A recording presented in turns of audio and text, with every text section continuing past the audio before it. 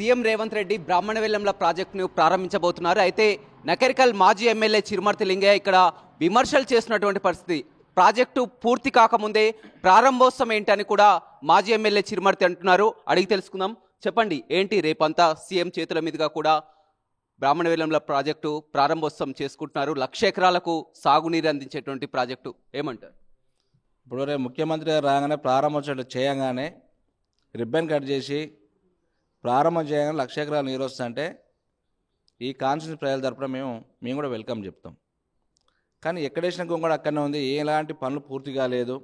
సజ్పూల్ pump house అయింది, landing, దాంతోపాటు lining work complete అయిపోయింది, సబ్స్టేషన్ పనులు పూర్తి అయిపోయినాయి, బండు పూర్తి అయిపోయింది. మరి ఆ నీళ్ళందరూ నిన్నాక ఎక్కడికి పోవాలి? అవి కెనాల్స్ కావాలి కదా.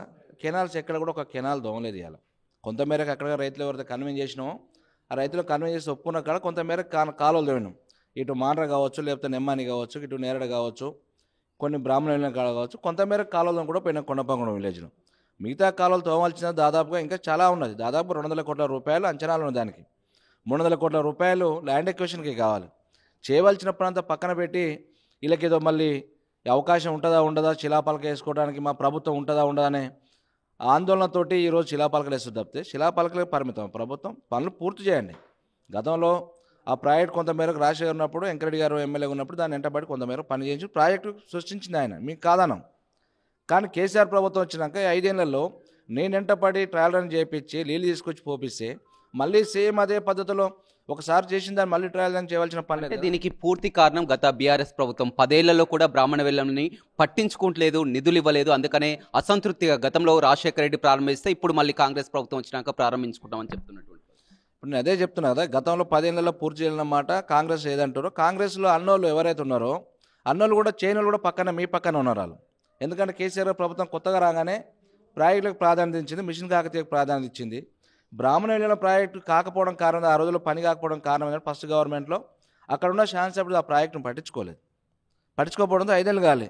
మళ్ళీ నేను 2018 ఎమ్మెల్యే గెలిచిన కేసీఆర్ గారి నాయకత్వంలో మరి వెంటబడి నిధులను సమకూర్చి మళ్ళీ ట్రయల్ రన్ తీసుకొచ్చే పరిస్థితి తీసుకొచ్చిన.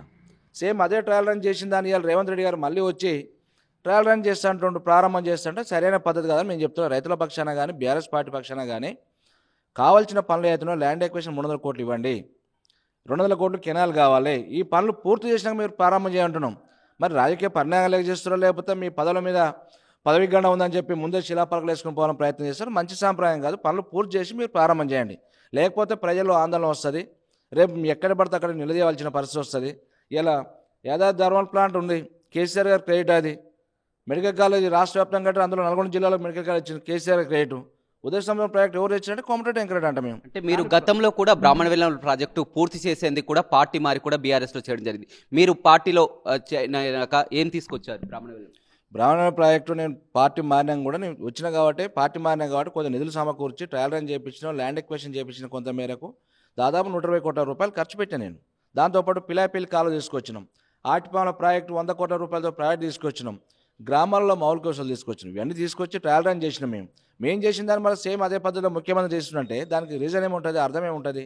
అర్థం పర్థం పనులు చేసుకుంటే ఇవాళ దానికి 4 మంత్రులు వస్తారు. దేనికి వస్తున్నారు 4 మంత్రులు? జిల్లాకి ఒక ముఖ్యమంత్రి గారు వస్తారు అంటే అడ్వాన్స్కి వచ్చి 4 మంత్రులు హెలికాప్టర్ వేసుకొని గాలిలో తిరుగుతారు. దేనికోసం తిరుగుతారు?